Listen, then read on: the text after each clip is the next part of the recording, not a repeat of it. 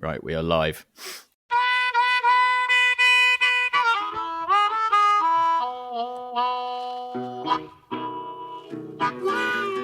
Hello, and welcome to Series 4 of the Guns on Pegs podcast. My name is George Brown, and I'm the editor at Guns on Pegs.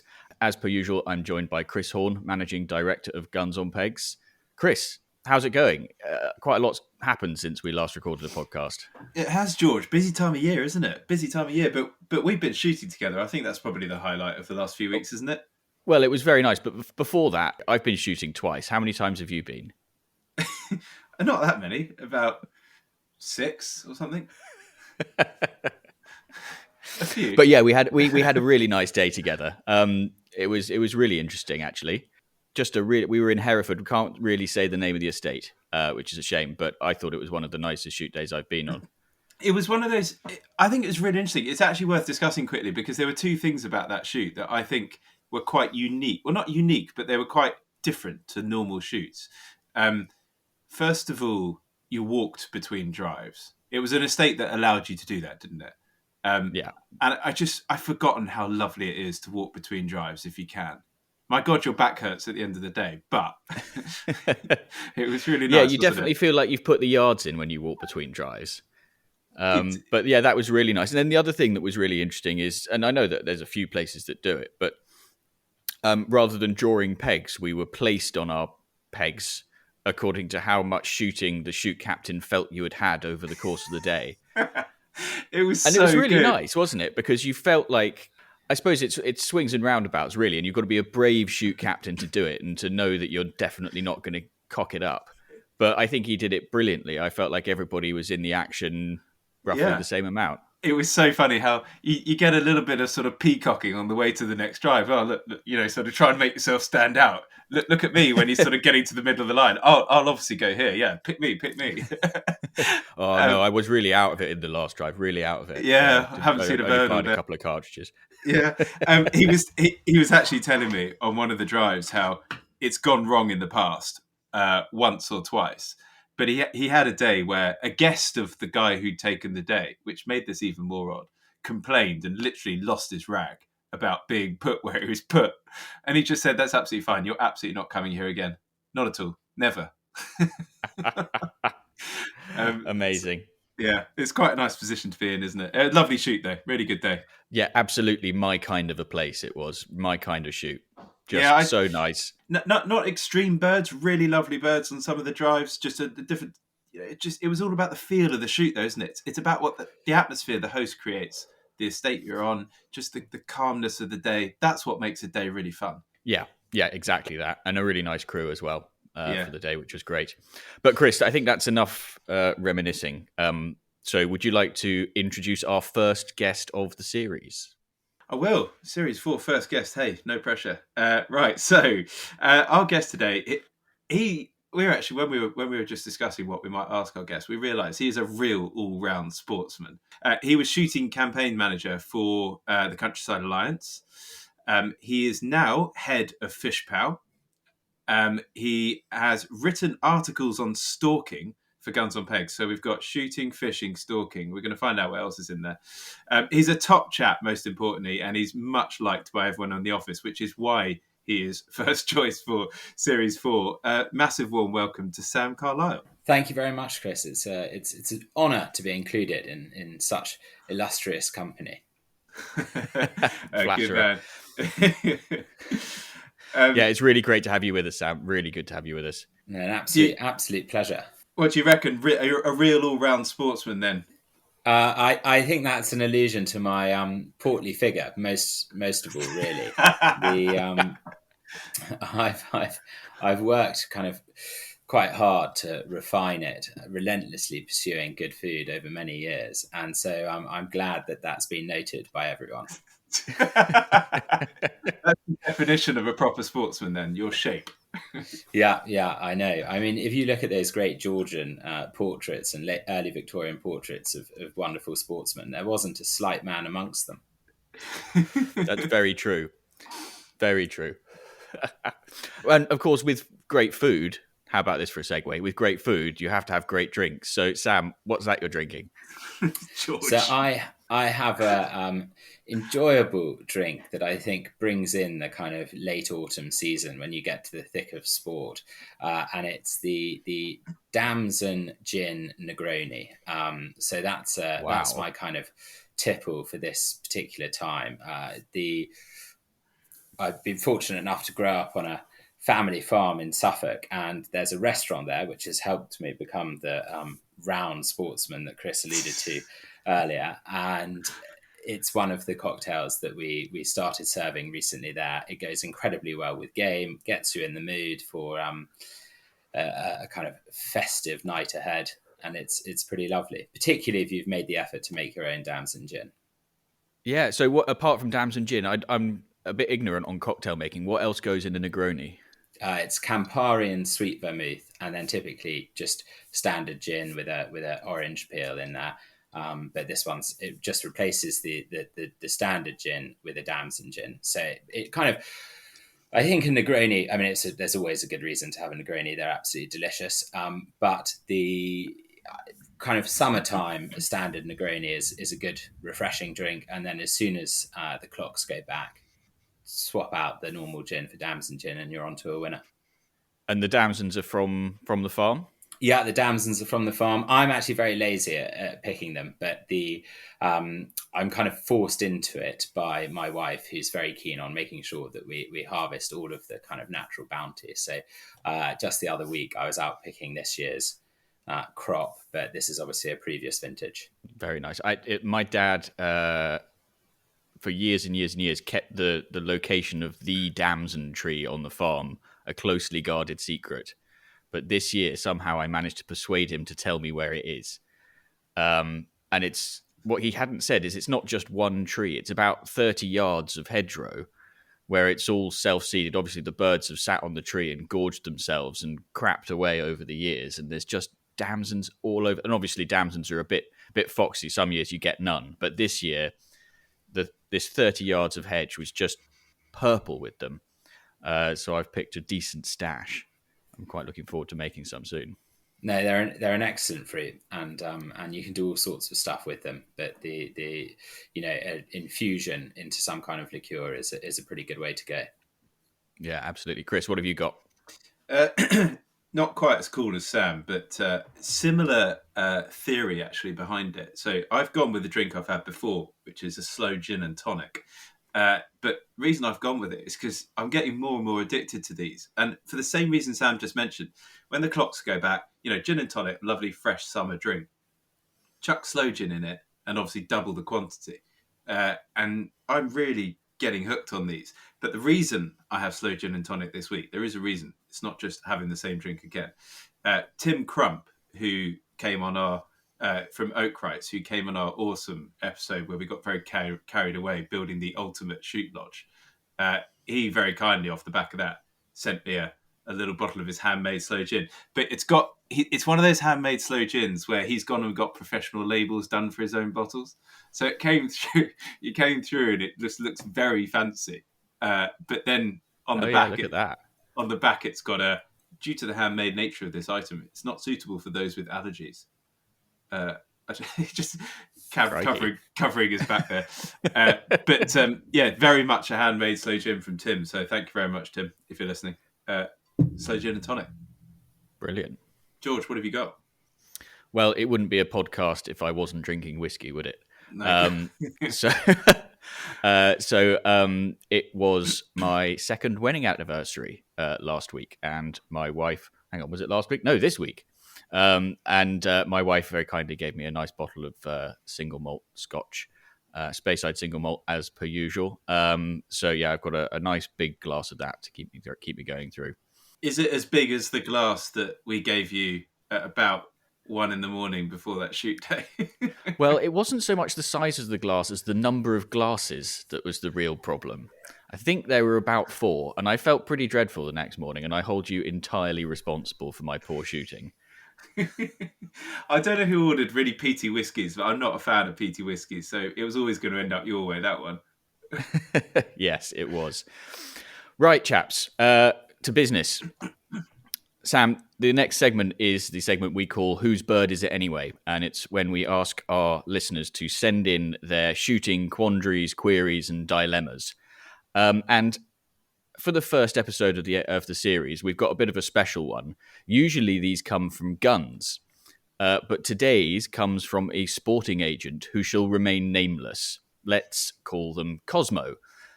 He writes, a team of guns booked a day of 250 birds on a shoot that offers partridges of varying heights. Upon booking, we were told that it was a strong team of guns and that they hoped the birds were good and tall. The shoot day arrived and a gentle breeze meant that the birds were flying at all heights. I stood behind the guns, ready to observe what was promised to be a shooting masterclass. I watched the first small covey break from the bracken bank high up and expected to see the guns mounted and ready to unleash hell. Well, half the covey cleared the guns before a shot was fired, despite plenty of view of the incoming birds. Imagine my disbelief when, after the first shots were fired, I was yet to see a bird fall, and this continued shot after shot. The partridges continued unscathed. Despite more than enough partridges, which most people would be delighted to shoot at, and were very shootable, the guns continued to wait for stratospheric birds, which, to their bemusement, they missed. We shot 2 drives and had the usual 11s, and whilst pouring drinks, I could not help but listen to the conversation and the bragging about how many each gun had shot on each drive. I'm not sure if they actually believed it or if egos were playing a part. So after a little libation, I hoped to see a better performance. Alas, the disappointment continued until lunchtime, and the bag was less than half of what it should have been, although they'd fired more than enough cartridges to reach the desired bag level. So the dilemma is, they obviously bigged themselves up and therefore felt obliged to shoot beyond their abilities. So, should I have approached the team and told them that they were not as good as they thought they were, and they should have been shooting the lower birds, or let them continue deluded and deal with the aftermath of not reaching the bag at the end of the day? Clearly, egos were in play, and I didn't want to lose them as a client. Oh, Sam, I'm handing over to you first. That's a difficult quandary. Thank God I'm not a sporting agent. And that was what I was thinking here, as well. Yeah. As we've got one here of sorts, I thought it would be a good question for you to answer, Chris. But I mean, of sorts, that is a very, very tough quandary. I mean, I think let them miss. They're never going to learn. Let them miss. I think as long as they're having fun, would be my view. I'm a bit confused. I liked the man in Hereford you mentioned earlier who said, they never had to come again. I think that's a better attitude to have. If they continually miss and are grumpy, you shouldn't have to make them come again. It's a dangerous one, isn't it? Because he's a sporting agent, so he needs to look after his business because these are sort of clients of his. So you sort of err on being super polite, but then got to say enough to manage expectations. Because obviously the issue here is that they get to the end of the day, they've shot half the bag they wanted to, and they complain. And what do you do? I can see complaining if you've not had enough to shoot at. But if you've had lots to shoot at, but you can't hit what's there, and you've turned down the stuff that you can hit, then I don't feel like you've got much of a leg to stand on. But, I'd be terrible at customer service because my philosophy is that the customer is usually wrong. That's like the worst sporting agent in the world. Yeah, exactly. I think they sound... presumably, if you've had enough shots, more than enough shots, I would have asked the people organising the day to perhaps try and put a few more birds over them so that it was unequivocal that they should have shot double the bag, but they only got to half of it with the number of shots or something like that. Then if you've had enough shots, I don't think you can, as George says, really complain. I think you're both being very polite. I think if you get a team that asks for tall, high birds and then misses, I think you need to absolutely slaughter them. I think it's just it's totally unacceptable to say that, but it's very uncouth in the first place to even talk about it. Then to actually sort of set yourself up at a pedestal and fail in shooting is just, I think you should be torn apart. So I think actually this sporting agent could make a name for himself in a positive way, where he has maybe like a rating chart in the gun bus. And if you go on a day with him after the first drive, you go back into the gun bus to see how this person rated your performance. So what, like Strictly Come Dancing? Literally, like Strictly. And you're waiting to be absolutely torn down by this sporting agent. I think people would take days with him just so they could hear what he said. I think if you had a leaderboard and it was on the season basis, like a kind of Premier League, so you could see that the party that Chris Hornboard was the one to beat, and so you hoped that your score was higher than that. I think that could actually be a real selling point because people can be pretty competitive about it. Least of all me, of course, but I think that's a good start. But the important point is not about how many birds you shoot, because it never is in shooting, right? It's about having fun. So he's got to score it on the basis of everything around it. So if you turn up and you talk a big game and then you miss one bird at all, no matter how many you've had over you, that obviously puts you straight down to a low score. So I think it's about how you go about it. And there's a bit that makes me a bit uncomfortable, which is this sort of bigging themselves up. It just feels a little bit un-British. And not the act of a true sportsman say, yeah, we're really good at this. It's much more the thing to say, actually, I'm not really terribly good. I think I'm British. I call it twattish, George. I'd agree with you, Chris. We don't know. They could have been a foreign team, but I wouldn't want to presume. But I think it's you definitely need to be taken down a peg or two. But the last thing I would want to see happen is for the last couple of drives to be kind of flattering and easier drives, so that they did reach the bag target or something like that. That would be acquiescing to their kind of failure and their egos. I think that would be a disaster. I've been on a day where I was with a team of guns, actually quite sharp. It's just the birds were out of this world. It just went incredibly well. And the shooter owner came up to me after the second drive, and he's like, look, Chris, we're not going to get anywhere near the bag. You okay with that? And I was like, of course we are. Crack on. Do what you like. and everyone's expectations are managed. We're just here for a good time. No one's going to really notice. And I just think if you have that conversation, you've got to get in there as a shoot owner or a sporting agent, I think. And I guess maybe we're being a bit uncharitable to this team of guns, right? Maybe they're not actually that fussed about the size of the bag. And actually all they really want is 4 absolute belters per drive, or one belter per drive, and they're happy to go home at that point. That those fabled bathtub birds, maybe that's what they're after. I think that's pretty charitable. It says that the sporting agent is incredibly concerned, about to lose sleep over the fact that this team of guns isn't going to make the bag. But it sounds like a horrible team of guns. They're incredibly pleased with their own abilities before they arrive, then found wanting, and overly concerned that the bag number isn't going to be met, despite everything else going on around them. Yes, I think you're probably right, Sam. I think you're probably right. I wouldn't have them back. Blacklist them. George, can you let me know, please, who this was? Because I'm going to ring them and make sure he does a rating system. I really want to see this happen. Yeah, well, I'm sure that they know who they are. But yes, I will let you know the name of the correspondent. Good, thank you.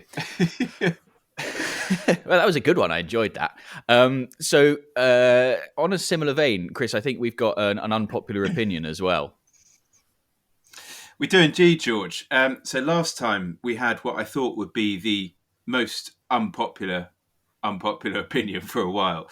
I got really angry. But anyway, this unpopular opinion comes from someone George has named Theodore. I don't get to name these people. George names them for me. He writes, here's a talking point for you. A couple of seasons back, I was on a partridge day in Wales. A fantastic shoot day goes by and we end up in the pub for dinner. They serve game. Wonderful. One of the other guns pipes up, I don't care what happens to the birds, I just enjoy shooting them. This, of course, raises some eyebrows. And being a bit of an ethical warrior, I took him up on it, and I insisted that he at the very least take a brace, and he did. I may have gone too far when I told him not only was his attitude distasteful for everyone on the day, that it was bad for the sport, for conservation, for wildlife, and that he probably shouldn't be shooting game at all. And at this point, he was quite red in the face. I hadn't mean to embarrass him, but I did feel pretty angry about his lack of ethics. Anyway, my question is, when we come across guns who have this attitude in the field, what is the best way to deal with it? Oh, God. Unleash the fury. Sam, over to you. I think Theodore sounds like a legend. I want to be his friend. I think that's entirely right. Absolutely entirely right. I mean, firstly, that this man needs to kind of get his taste buds checked out if he doesn't like eating game. And I think we need to make sure that everyone who shoots is ideally served game on a shoot day, but they get to understand that it's an integral part of the entire process. I mean, regardless of the ethics of it, there's just so much joy to be had harvesting your own damsons and making a Negroni, harvesting your own meat and cooking it up in some way that's interesting. There's an infinite amount of things to do with game. I mean, what a miserable, miserly attitude of this chap. I completely agree with you, Sam. And we've talked about this before in various places and at various points in time. And, I'd go a step further. It's not integral to the whole process. Is the point of the whole process, is it not? Is to put food on the table.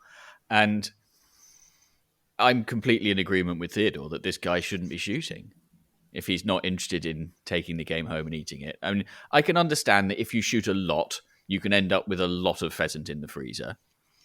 But I still think that I know that there's lots of fun things you can do with pheasants from the freezer in the summer. You can whack them on the barbecue and all that kind of stuff. There is no excuse, as far as I'm concerned. I don't know, Chris.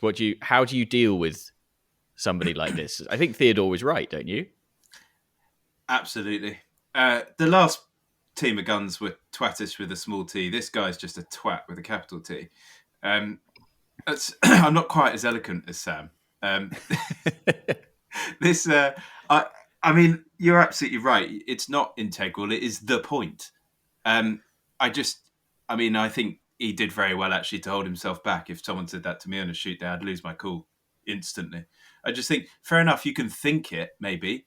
If maybe you're a bit misplaced and you think this, but who on earth goes and says it on a day if that is genuinely the way they are? First of all, thankfully, there aren't many people, and I very rarely come across this as an issue.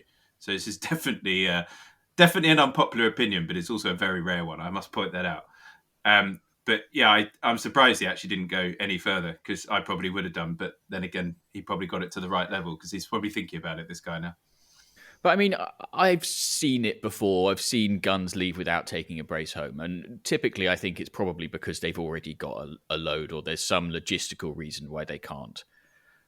I've also come across a few people who've maybe comparatively new to shooting and just don't really know what to do with a brace of pheasants, don't really know how to handle them. That's fine, George. That's fine, because we can teach you. This guy said, I don't care what happens. That's the major issue. That is the major issue, is that he doesn't care. It's like, I mean, I really think that he clearly, by the sounds of it, shoots a fair deal. He's had time to kind of think about this opinion. I think Theodore dealt with it obviously very well and very kind of fairly, much more diplomatically than I would have. But I think it's the lack of care that's the real concern. Obviously, if someone says, I'm not sure I really like the flavour of game, and you might then cajole them and say, how can I help you discover the true delights of it? There are lots of different ways to cook it. Do you like sausages? Get the pheasants made into sausages, or something really popular with everyone, or something. But the fact that it's just this lack of care and this lack of responsibility that goes along with it is the truly grating thing, I think. Yes, and a lot is spoken about in shooting around respect for the quarry and, all the stuff about whether you wear a tie or not and all that kind of thing. That's all well and good. But actually, the ultimate respect for quarry is making sure that you make full use of the end product, isn't it? Totally. So message Theodore if you can, and then just say, by the way, what was the name of this guy? Because we'll check if he's on the database and we'll delete him. There we go. And tell him to keep up the good work. Yeah, absolutely. Theodore. Yeah, exactly. He gets a set of garters, though. So I think you need to Well, celebrate so that. Cosmo and Theodore, and of course you, Sam, are going to be the first new members of the most noble order of the Garters of the series, and you will shortly be in receipt of your very own sets of the very desirable Guns on Pegs podcast shooting sock garters. So if you too have got a shooting confession or a quandary or a query that you'd like us and our guests to help you with, or an unpopular opinion, and you want a set of garters, do drop us an email to pod@gunsonpegs.com. And as if owning the garters themselves wasn't incentive enough, we're about to announce something that should galvanize you all into emailing us immediately, because, Chris, we have an important announcement. That is correct. This is exciting. Podcast comes to life, version 2. So the first time the podcast came to life, because it was started, don't forget, right at the start of lockdown. First time it came to life was the end of lockdown, where we had a big party at the game fair. And basically, some listeners at the game fair came up to us and said, you know what, we need to get together again. We need to do something for those that have got garters. And so we had a bit of a chat. And basically, it came back, they wanted a shoot day. So we got thinking, bloody hell, this is going to be difficult. How are we going to organise this? Please, everyone, certainly not end up in the scenario that the first chap in our Who's Bird It Anyway had. Anyway, we just put a couple of feelers out, and a couple of people have come right up to the mark here. So Barney Stratton, who was a guest on Series 3, has the lovely shoot Stockton. He's basically said, look, I'll offer the Guns on Pegs podcast a day on the 31st of January. It will be a walk one, stand one day. The bag could be anywhere from nothing to something. Managing expectations. But this is Barney we're talking about. And for those that listen to that episode, you know he runs a pretty tight ship. He runs a decent operation there. He lays on amazing days. And it's the end of the season. So wink, wink, basically. It's going to be the whole Guns on Pegs team are going to be there, and some previous podcast guests who have garters. So we're putting this out. It's on a first come, first served basis, limited places. It's open to order of the garters only. If you're not already a member, you can still get on the day. You've just got to send in an unpopular opinion or a Whose Bird Is It Anyway, along with your expression of interest of joining the day.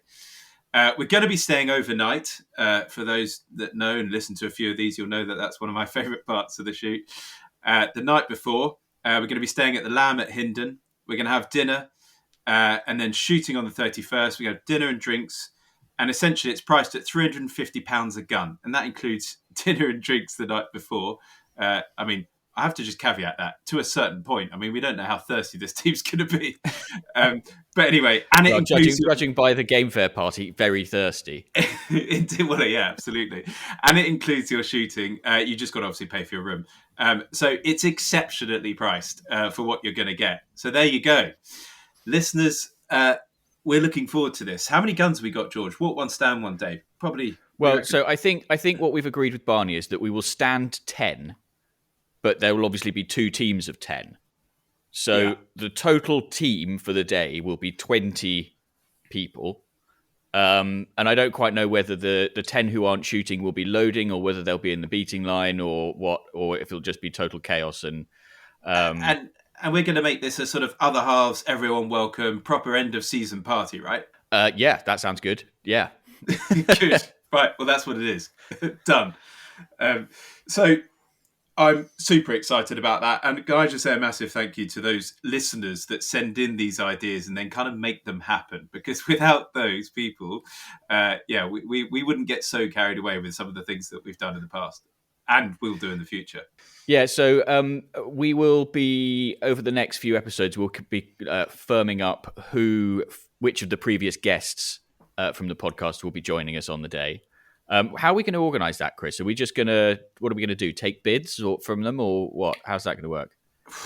Detail, George, detail. It's not a strong point.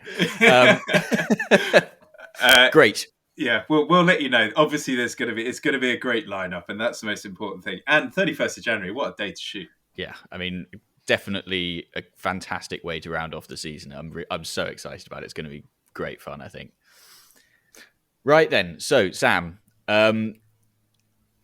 it's really lovely to have you on as our guest for this first episode. But you're probably one of the people who sort of worked a bit more in the background. So I thought it might be good for people to just understand a little bit about your life in the shooting, fishing, stalking world. Who were your teachers when you were younger? Who were your influences? That's a good question. I mean, I think like a lot of us, my family, having the opportunity to grow up in the countryside and get up to all sorts of mischief. From a young age, I think probably one of my biggest influences was actually Robin Hood, and he was a great archer, famously, and good at ambushing people. And as a young child, I would dress up as Robin Hood. And my parents, as I mentioned earlier, had this restaurant. And sometimes people would walk around with a drink before their meal, and I would routinely ambush them and fire homemade arrows, which I'd sharpened to quite a lethal degree at them. And that instinct kind of developed. And as I matured, the quarry changed slightly from our paying guests to feathered and furry and scaly things. But that was the real beginning, the kind of thrill of the chase, I think. Amazing. That is not the answer I was expecting. Right. I think, that hunting instinct, that ability to hunt is, I firmly believe, innate in all humans, just waiting to kind of come out. And probably it was that was the early experience that got me going with that instinct. Obviously growing up in the countryside from a shooting family, surrounded by people who are interested in wildlife and gamekeepers, and very fortunately neither of my parents actually fish, but they had friends who did, and so I got all of those influences, and it was just a matter of time really until I was able to embrace them. I thought you were going to say surrounded by restaurant guests. No, well, that too. That's what really gets you going. The £20 salmon is nothing compared to a good restaurant guest at 40 yards. No, luckily I never managed to kind of wing a restaurant guest. That was it was a few close shaves, and I was the kind of subject of quite a few complaints as well to the manager. But so your Insta bio says that you're a wine taster. That pricked my ears up because that's absolutely in my category. Is it really the case, or is? So I probably at this point need to explain a bit about where I live. This farm in Suffolk, kind of small kind of arable estate.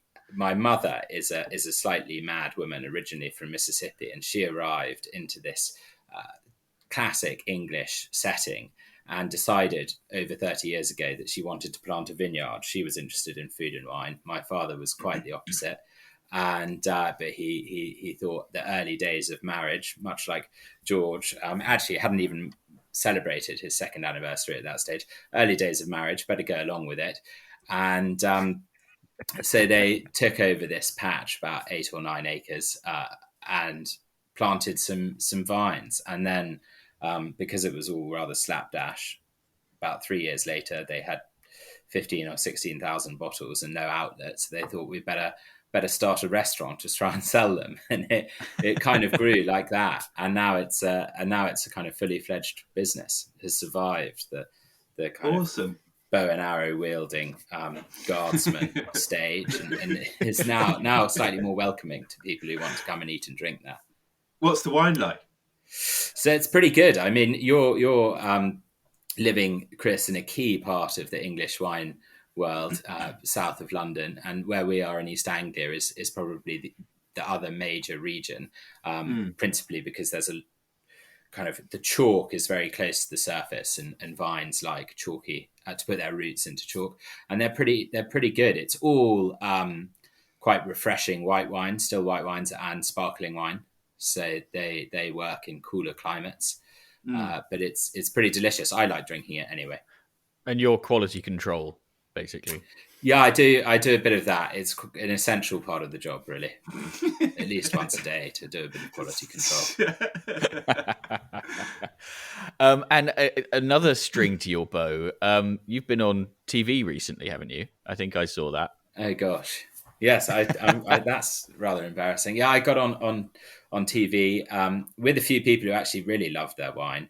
The my parents' house has a whole host of garbage up and down it, and anyway, the TV program Salvage Hunters came and did an episode where I tried to flog them some of the stuff that was slightly less interesting, and I flogged them a little bit, but it was um, probably not the most exciting episode. But anyway, it was nice. Drew, the eccentric antiques dealer Drew, who runs it, is really marvelous, and he was very appreciative of the wine we gave him at the end, which hopefully meant we got a bit of a better price on some of the kit as well.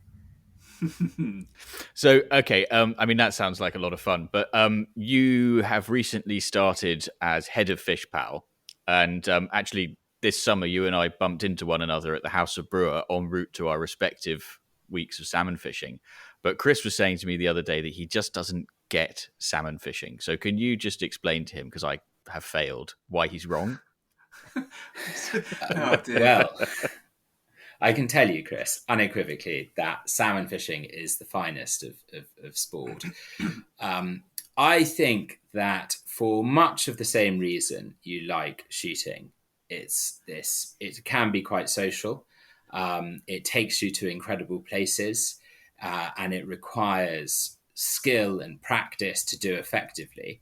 All of those elements of shooting are shared with salmon fishing. But the thing about shooting is that that execution of the skill, the killing of the bird, the shooting of the bird, is a kind of momentary thing that's largely visual.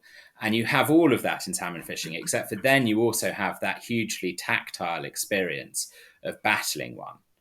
So and trying to land it, which often ends in kind of disaster as well as success. So I think you have all of the elements of shooting and that one more really in salmon fishing.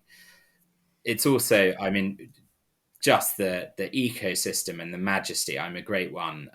Probably my favorite things to do is really wild sport, and the majesty of a salmon's journey is insane. And so to think that something that 4 years ago was a small egg, lived in this river that you're standing on the banks of, and then went on this mammoth journey to Greenland, hoovering up sand eels and attacking small fish on the way, becoming this apex predator. And then you're standing there again, and it's returning in this kind of scientifically baffling journey, and suddenly you intersect with it. It's the most ridiculous thing, really. And I find it very, I don't know, I find it very enjoyable, very fun, strangely moving, pretty nostalgic. You can tell I'm tearing up really thinking about it. Yeah, I mean, what a salmon fishing salesman, hey George. Well, yeah, and the emotional bit is interesting, and I don't mind saying that I've released fish and then had to have a sit down and a bit of a quiet blub by myself once or twice. I can't describe it anything like as eloquently as Sam has. And basically, what we're leading up to is, Chris, you need to just go salmon fishing. Well, this is it. It's not that I think don't get it's the wrong phrase. We've got a hugely passionate fishing office, as it were, hugely passionate to the point where I'm probably one of the most knowledgeable people on fishing who's never been salmon fishing, just because we talk about it all the time, and obviously all the stuff, the conservation aspect behind it, I love, and you know. We're always at places where someone serves smoked salmon and we're all up in arms and, oh, you're not going to eat that, are you? And all that sort of stuff, for all the right reasons. But yeah, I think it actually just comes down to time. I think if it's one of those things you've got to dedicate a bit to, and life's short, and especially at this stage with baby on the way and all that sort of stuff, I think it's something you need to give a bit of time to. And when you chuck a whole load of shooting in there and everything else, I think that might be actually one of the reasons behind it. But obviously, I am looking forward to getting out when I do have that time. And the great beauty of salmon fishing is you can do it in the summer when you can't go shooting. Yeah, well, this is it. Yeah, it's a perfect off-season activity. Perfect off-season activity. I mean, it does. I will admit, it does take a bit of time. Normally, places are difficult to get to. It's not like some shoots where you can just kind of get to the edge of the M25 and have a great day. It does require a bit more not quite as than glamorous, that, really. But yeah, it's a wonderful thing. But I would highly encourage you to try it, Chris. It does need a bit of time. You get out of things what you put into them, but it's a pretty majestic thing to do. Yeah, no, I definitely will, Sam. I've been invited a couple of times, but it's never quite worked out. And as you say, it's from Kent. It's usually quite a long way away, and that's one of the problems as well. But anyway, not an excuse if you loved it. Sam, Countryside Lions, kind of linked. You talking about you being an all-round sportsman, kind of a good place for you, wasn't it? Really. Tell us about your role. What were you up to there at Countryside Lions? So I absolutely loved the Countryside Lions. Left very recently, only a few weeks ago, really, and it was a really enjoyable environment to work, but particularly because I was managing the Alliance's campaign for shooting, which is the campaign really of political lobbying that fights for the future of shooting, to protect it and to promote it. And being in a position where I could both communicate to the outside world and to decision makers that the value of shooting, the value of something that I'd grown up in and seen be integral to rural communities and indeed to individuals' lives, their well-being, incredibly enhanced by it, was the most amazing privilege. It was very wonderful. And on top of that, even though I thought I had a good idea of what shooting was and all of the myriad benefits that it has, working in it, you get to see that so much more. You come into these incredible examples of shoots that are really making a difference. So that was what I did there, and it was wonderful. And before you joined Countryside Lions, had you had experience of that kind of? You mentioned the decision makers, the corridors of power, and that whole political side of things. Had you had experience of that before, or was it all quite new? No, a little bit. Before joining the Alliance, I actually worked with DEFRA, and shortly after joining DEFRA, thinking that I might make some input into rural policy that I cared about, I was kind of seconded into a role that had absolutely nothing to do with it. It was completely miserable, incredibly bureaucratic, and so that was when I thought I better leave. And how can I make those decisions around rural policy and that I care about and influence them? And that was why I looked at the Alliance in the first place. But I had always had an interest in politics. My parents have been kind of pretty engaged in politics themselves, and I'd grown up in an atmosphere that was focused on that. My father had actually been an MP, so I had a bit of exposure to it as well. But I wouldn't say, if anyone's listening and thinking about that makes any difference whatsoever. People listen to rigorous and proper arguments, particularly if those people are passionate, and they do make a huge difference. So what do you think then is the single most important argument that shooting can make to ensure the longevity of it? That's an impossible question. I think because I hate choosing one thing. I like everything all of the time, not just in my. What's your go-to then? What's your go-to? What's the default one?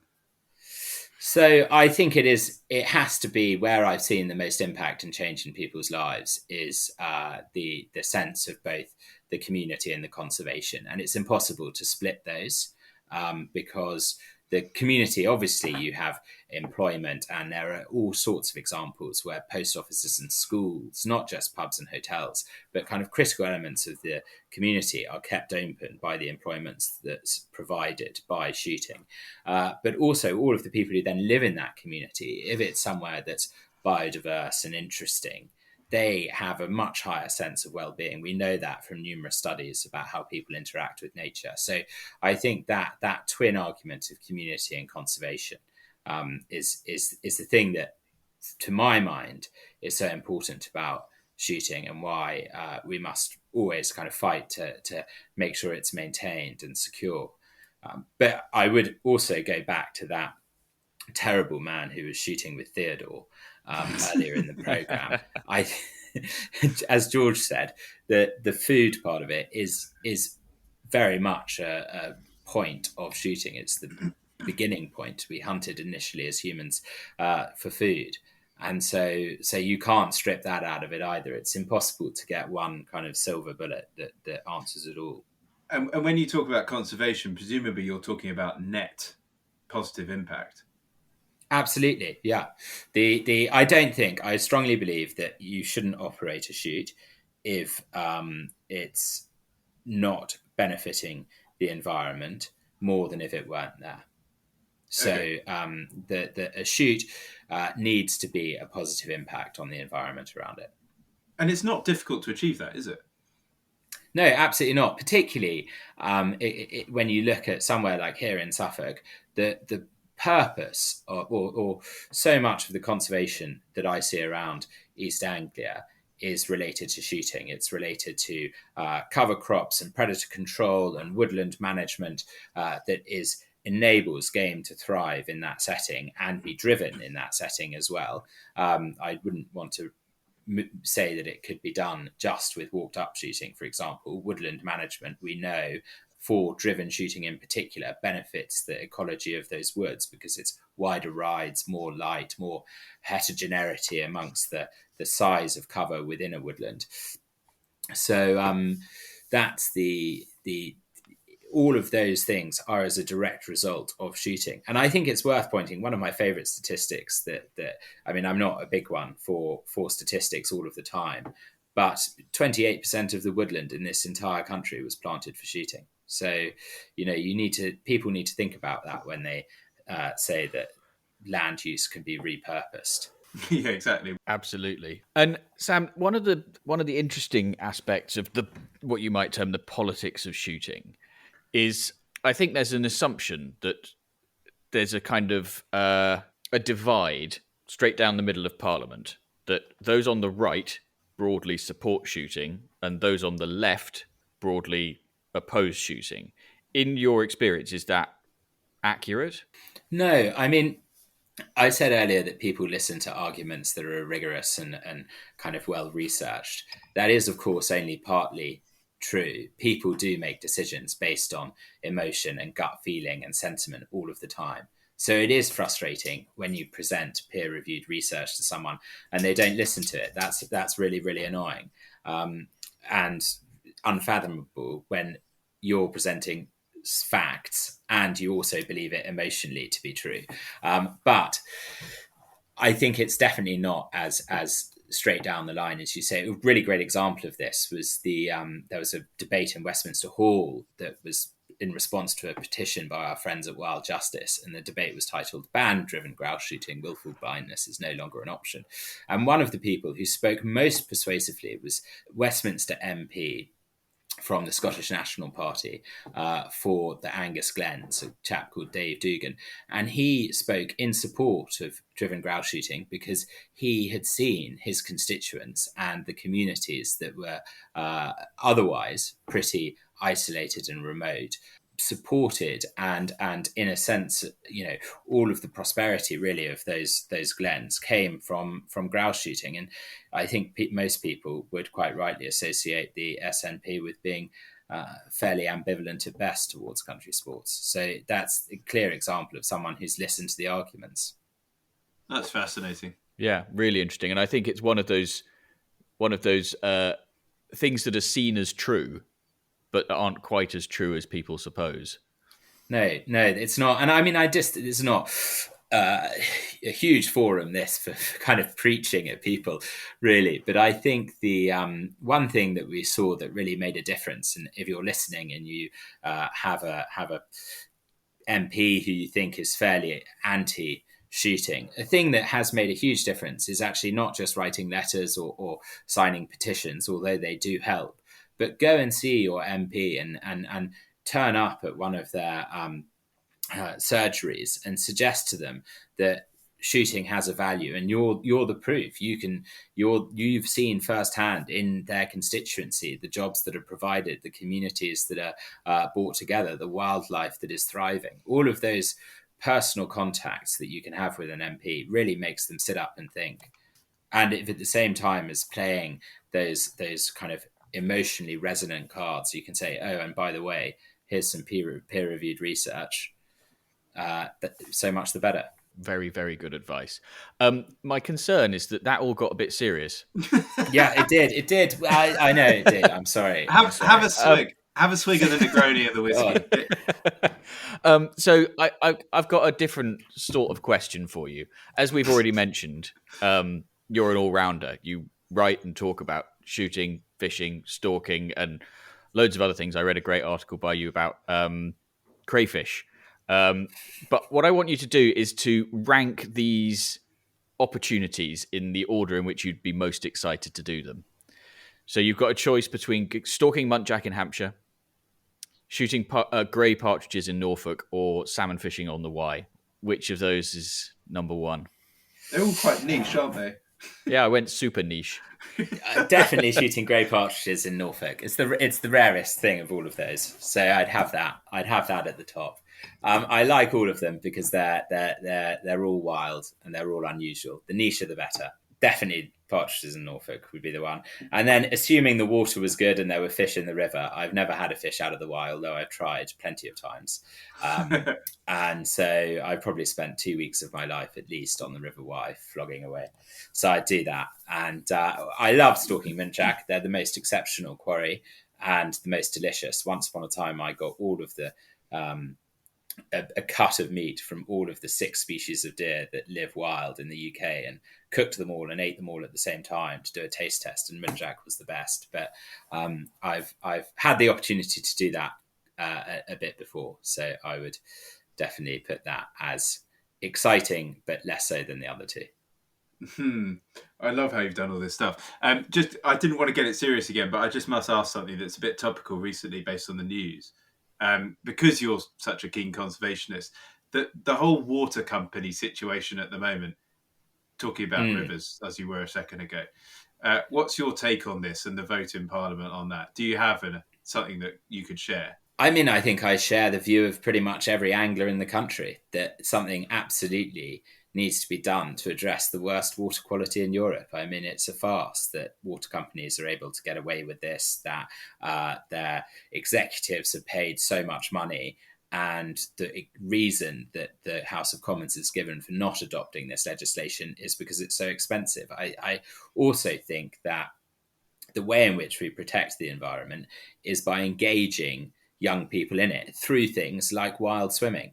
You know, that's you get people with the wonderment of the natural world because they're swimming in amongst, ranunculus on a river or something like that, and they see a fish jump and take a damselfly or something, whatever it is, and not because they're swimming in a kind of chlorinated concrete bowl. So I think more or less, whatever the cost, I think we need to find a way to fund it. Yeah, and it's a really interesting. What was really interesting about that whole situation for me was that it was, as far as I could see, and maybe it's a function of social media bubbles, but as far as I could see, the loudest voices in that argument were the angling organisations and the anglers. And in many ways, it's sometimes disappointing to me that when there are conservation issues on dry land, that actually maybe we as a shooting community aren't vocal enough in trying to stand up for those wild places. Maybe we're always a bit more on the back foot than we might be. I don't know. I think that one of the things working for the Alliance was that I was pretty encouraged actually by the effort that goes in to preserve these wild places. I'm sure in many instances it could be communicated better to the wider world. But I was quite reassured by the effort and the mobilization. You know, when we had this, we used to do these e-lobbies to get people to write to their MP or whatever it is. Although, as I said, that action is less effective than going to see the MP yourself. Just the response to those showed a kind of willingness from the shooting community to engage in the issues. What I couldn't believe with that particular scenario is I wasn't particularly well versed in it before I started reading up on it. I just couldn't believe the level, the amount of pollution being pumped in. Because, if you just talk about it in conversation, you would sort of get quite surprised if you heard about the level that was going on, but it's so much greater than that. It's quite unbelievable. And I think I was just almost shocked. I was like, that can't be true. Maybe that's not the news. Maybe I've misread it. I was like, no, that's true. No, it's totally unfathomable. I had exactly the same response, Chris. Exactly the same response. I mean, when it all kind of emerged, I took a deep breath and was like, my God, I can't believe it. Mad. Yeah. Talking of wild places, though, where are you off to this season? Where are you heading to? We're only in November now. I mean, well, your sporting year goes on forever, isn't it? But where are you off to? I mean, it is good to have something to do every month, really, of the year. The most frustratingly about this job is I literally just got a last minute call up, which is my favourite as a kind of bottom feeder. Naturally, the last minute call ups are the best things, which I sadly can't go to South Uist, which involves kind of goose flights in the morning, walked up snipe, duck flights in the evening, all of that sort of stuff, which is my absolute dream. But I've got my on the immediate horizon later this month. I'm off to Northern Ireland, which is fairly exciting, to do some driven woodcock and some seeker stalking. So that's the immediate horizon at the moment. Wow, that sounds amazing. Yeah, no, it should be pretty good. I actually haven't done that before, so it's a first for me. But I think one of the things I'm also most excited about is I've just got this incredibly disreputable puppy called Merlin, who's a pointer or a wirehead Wiesler, and he's 10 months old and just started to point stuff effectively. And so I'm looking forward to, at some stage later in the season, shooting. He's my first dog, shooting something that he's pointed, and then hopefully he'll retrieve it, and that will be a great moment in my sporting life, I think. That's a big ask, isn't it? Because obviously, from a puppy point of view, you're going to be shooting over the top of a pointer. That's going to be quite an ask of the dog, isn't it? You've got to be really careful about getting that timing wrong in terms of its training. Absolutely. I mean, I think lots of dog trainers have different views. I know nothing about dog training. I'm kind of muddling my way through. Luckily, got a few people on speed dial to ask about it. But they did suggest that what you could do probably in the first season towards the end of it is to maybe shoot one or two things, not shoot one or two things, but have him do 3 or 4 points over the course of a day. And that or over the course of a session, and then stop so that he doesn't get too excited. So it'll be taking it slowly to begin with, but I'm actually probably more excited about it than he is. I bet.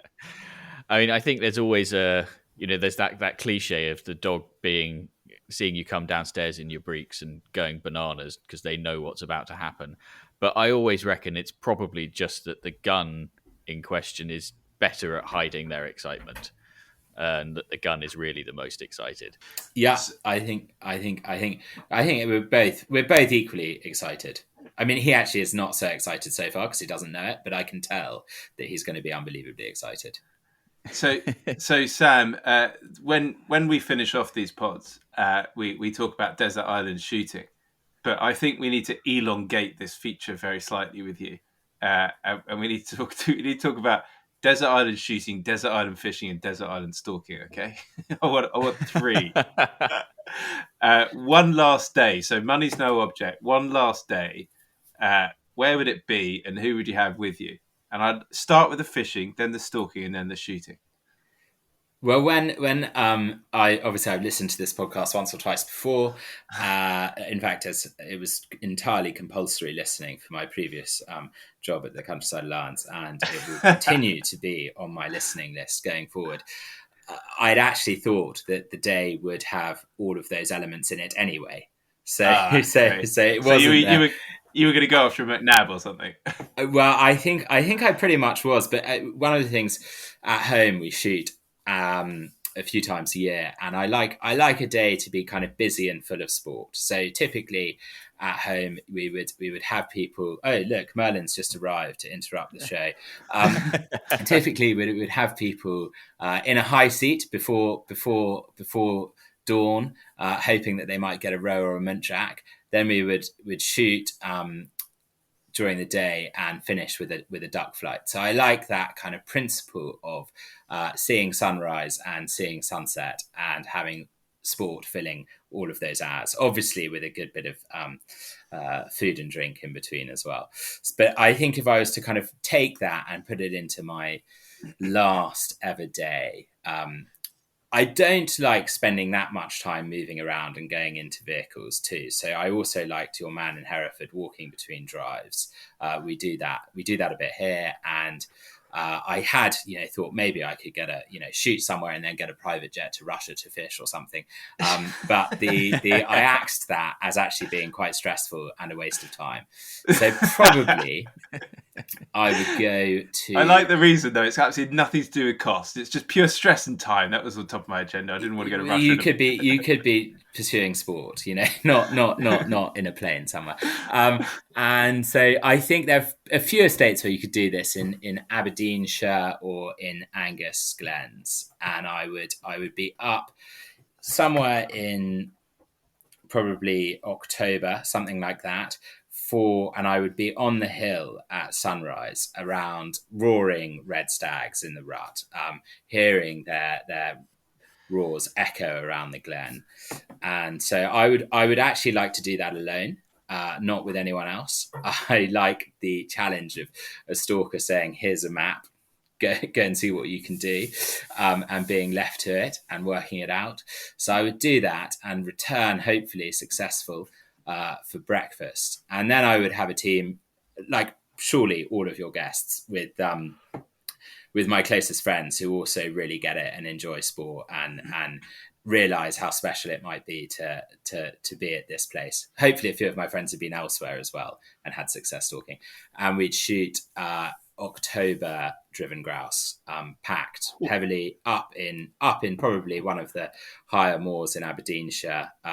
No pack smaller than 150, strong wind, and we wouldn't have to shoot that many, but it would be challenging, difficult late season stuff. And then when I woken up that morning, I'd looked out my window and I'd seen the river nearby, which I guess geographically would have to be the North Esk or the Dee or somewhere, was in flood, and just unfishable, but clearing nicely. And so just dropping as the sun starts to set, it's now kind of fine down and no one's been through the pools.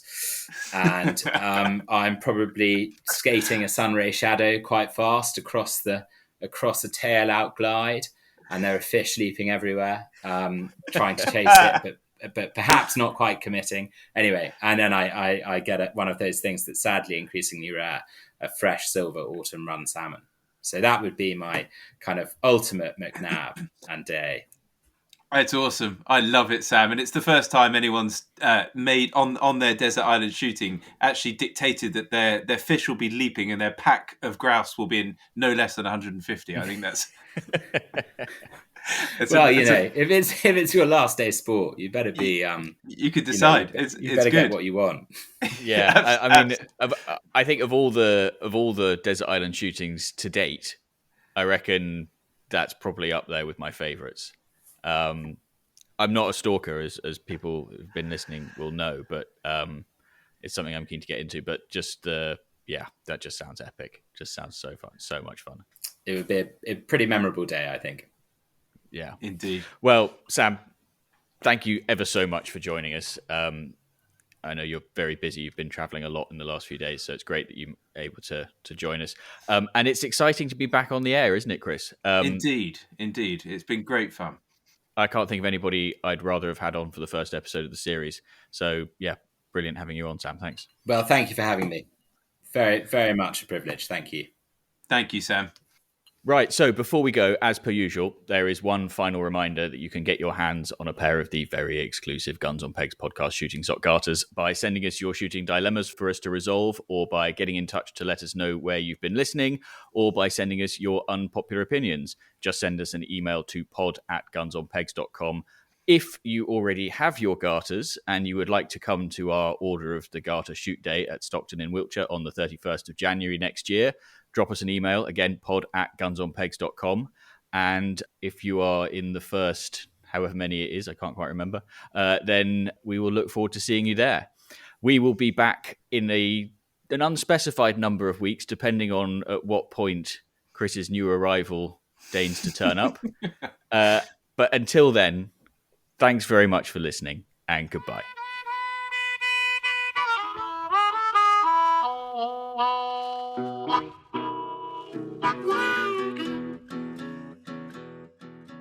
Spot on.